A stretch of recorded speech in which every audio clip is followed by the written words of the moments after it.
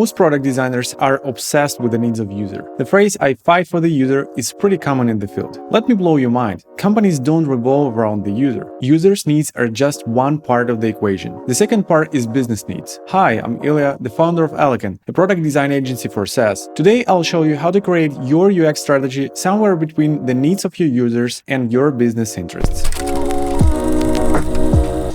What is UX strategy? UX strategy is the process that bridges the gap between business strategy and UX design. It outlines the best way to create products or services that resonate with users, while also achieving business goals. Overlooking the importance of UX strategy can lead to various negative consequences. Let me name a few. Poor user satisfaction. Without a UX strategy, there is a high chance that the end product will not meet the needs and expectations of users. It can lead to a low user satisfaction and ultimately impact the product success in the market. Inefficient design process. UX strategy guides the design process, outline clear objectives and actions. Without it, the process can become disorganized and inefficient, leading to increased costs and a longer time to market. Ineffective use of resources. Without a clear UX strategy, teams might spend time and resources developing features that do not resonate with the users, leading to wasted effort and resources. Now, how to create a UX strategy? At Eleken, we don't have a strict framework, but when providing our services, we never jump straight into pushing pixels. We invest time in figuring out what problem made the client come to us for a solution. When building the strategy, the designer needs to understand the main idea of the product, its goals and objectives, the business model behind this project, the core functionality of the product. That's why during the early stage of cooperation, we usually have lots of calls, in some cases even meetings and workshops, related to product discussions and iterations to clarify the future user experience strategy. UX strategy process development may include different steps. Let me provide you with a basic algorithm. Step 1. Evaluate the current state. It's very useful if there is a business plan that you can rely on. But even if there is none, you will have to fill the gaps of missing data through interviews with stakeholders. What's important to pay attention to at this phase? First, common tasks that business should solve. For example, test the effectiveness of the business model, win over users' loyalty, retain customers, and so on. Understanding such basic goals allows you to set the right focus from the very beginning. UX strategy cannot and should not be created without considering the needs of the business. Second, problems that you already know about. For example, user churn increases, annual recurring revenue does not grow. And finally, it's important to figure out what resources you have. Step 2. Set goals, UX vision, and proof of concept. Once it becomes clear what is happening with the product and with the business right now, it's time to think about how you'd like the product to be perceived in the future. For example, let's recall the vision of one of the Eleken's clients, TextMagic. TextMagic is one of the leaders in SMS marketing. However, overall SMS usage is doomed to decline due to high prevalence of messaging apps like WhatsApp and Viber. Seeking to avoid the products declining together with the SMS market, TextMagic asked Eleken designers to add some live chat and email marketing features. With the new capabilities, TextMagic aimed to become an all-in-one marketing platform, gain new audience, and relaunch the product lifecycle. By the way, the concept of the product lifecycle can be beneficial when you formulate your business vision. I've got a video that explains how it works. Step 3. Define focus areas and the strategy scope. We adopt the strategy for a certain period of time. It can be 6 months, after which we hold a retrospective and discuss whether it needs to be updated or it can take a longer period. But when you need to have intermediate control points. When talking about focus areas, we usually highlight several points, like buyer personas, products and services, or our competitors. Let's take a look at buyer personas. The goal of this focus area is to discuss with the team for whom exactly they solve this or that issue or create a new feature. Usually, businesses have more than one type of buyer personas, and it's better to prioritize them. In situations where you have to choose whose needs to satisfy in the first place, prioritization will come in handy. For example, every day the support team receives requests for feature A from some individual users. At the same time, your salesman says that one potential enterprise is almost ready to buy your biggest subscription plan if only you add feature B to the product. Focusing on target audience in your UX product strategy helps you to decide what feature to start developing first. Yet, creating effective buyer personas can be challenging. So don't forget to watch my dedicated video to nail it down correctly. Focus on different services and products is especially relevant for big companies. If the product performs only one function, there will be no problems with the allocation of the resources. But what if there is more than one feature? And besides, users at different interaction stages use different functions. Your team faces a problem of what to do first. Redesign onboarding, work on increasing conversions to paid subscriptions, or develop new features. Competitor research. When you look at competitors, questions arise how people use certain features of your rival's product and how important these features are for the users. This way, conducting competitor research helps to understand what to focus on in your own project. That's it for focus areas. Let's move further with step 4, creating guidelines. One of the most important parts of the strategy is a set of specific rules, adherence to which will allow you to achieve your goals. Guiding principles define what approaches to take to solve the issue your business is facing. This can include a particular sequence of activities, like mobile first, but these rules should not be too narrow. For example, should not be limited to visual design only. Creating guidelines helps everyone move towards the same objective. Step 5. Develop a plan. Everything we talked about before had a single purpose: to understand what actions to take in order to reach your final goal. For that reason, we need a high-level plan. This plan is rather the list of activities you need to take to solve business problems and meet user needs. For example, a part of our plan may look like this: conduct user research, develop user personas or validate existing ones, create a prototype, start usability testing on prototypes, develop a design system. Step 6. Define metrics to track. An essential part of your strategy should be define metrics that will help you assess whether what you're doing is helping you achieve your goals. It's better to immediately determine how often you will track changes and metrics. It depends on the metrics, but you can take checkpoints every 2 to 4 weeks at the base case. I won't go into detail about metrics because I already have a video on 9 key SaaS metrics you should track to ensure your business is doing great. In short, evaluate the current state, set goals, UX vision and proof of concept, define focus areas and the strategy scope, create guidelines, develop a plan and define metrics to track.